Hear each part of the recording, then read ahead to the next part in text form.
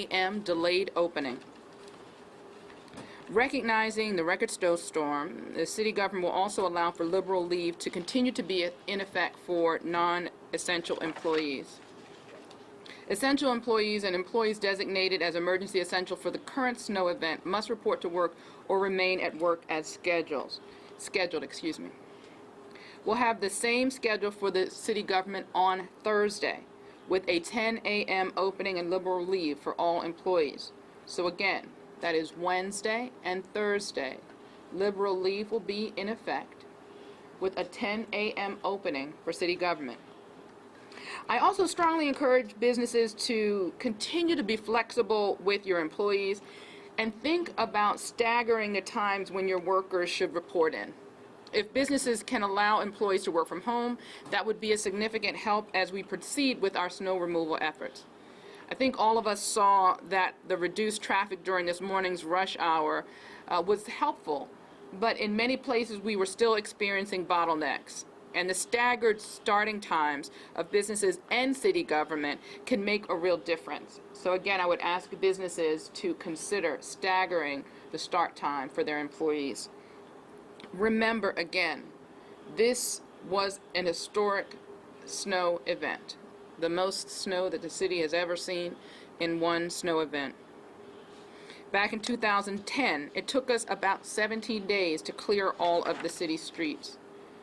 We're making a lot of progress. We have brought in substantially more equipment and more personnel to deal with this blizzard. I want to continue to thank everyone who's been working so hard over the past several days. Again, we have several employees who are here that haven't been home since the snow started.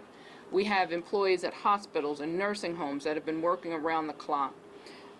Employees in our shelters that have gone without sleep and without seeing their families.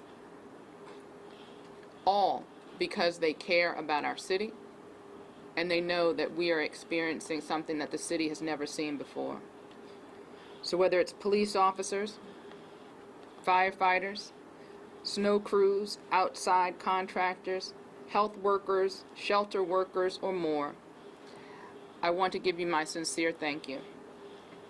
This afternoon, I had a chance to visit some of the people who've been working so far, including the men and women of the Department of Public Works who've been fixing the broken water mains.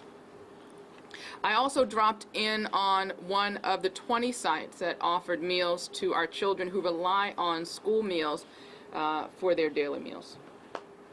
Tomorrow, with schools being closed, a number of our recreation centers will be open again to offer meals for our children.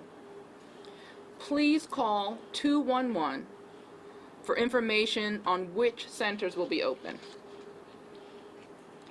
At least we know that residents will know that the Department of Public Works, residents need to know that the Department of Public Works is again canceling garbage and recycling collection for Wednesday. We are working very hard to get garbage, trash collection picked up.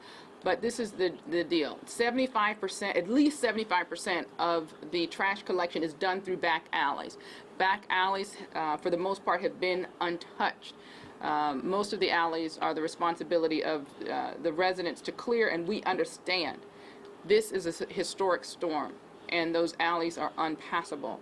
So we're working very hard to get trash collection back up and running, but these are the complications that we face. The landfill and our 4 drop-off centers will be open tomorrow for residents seeking disposal of their trash. Again, the landfill and our 4 drop-off centers will be open for residents seeking disposal of their trash, understanding that this is free of charge for city residents. I want to be clear about something that we announced this morning as well regarding the clearing of sidewalks and public right-of-ways. Again, we all have an obligation, but given the historic snowfall, we've held back on our code enforcement inspectors issuing citations. But starting tomorrow, we will begin focusing our attention on the sidewalks in the business districts and the gateway corridors.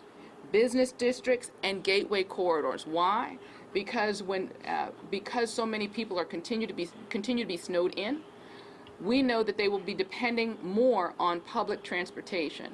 And we need to ensure that when people are going to the bus stop, trying to get to whatever form of transportation they're using, if they're stuck, they're going to need access to those gateways and those corridors. We don't want people walking out in the street, especially when at the same time we have people that are trying to get into work.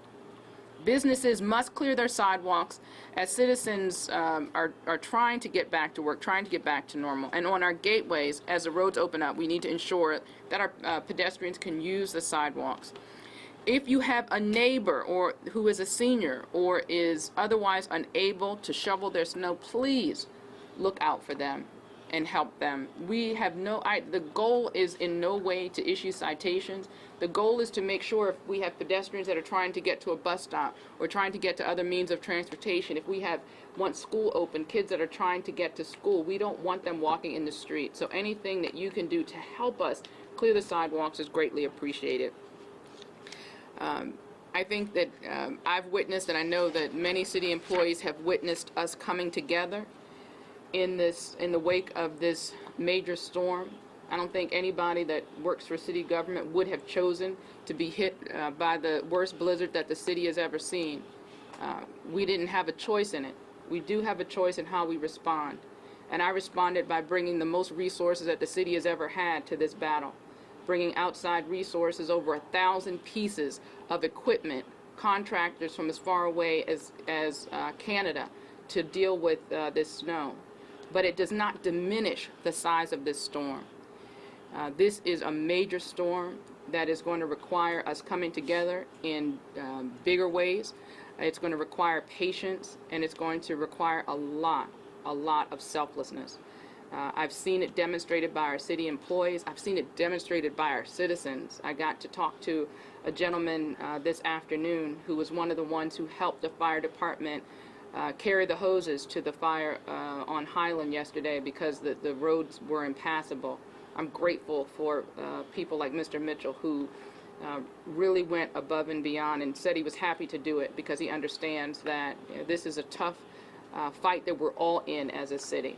So with that, I want to turn it over to Director Johnson.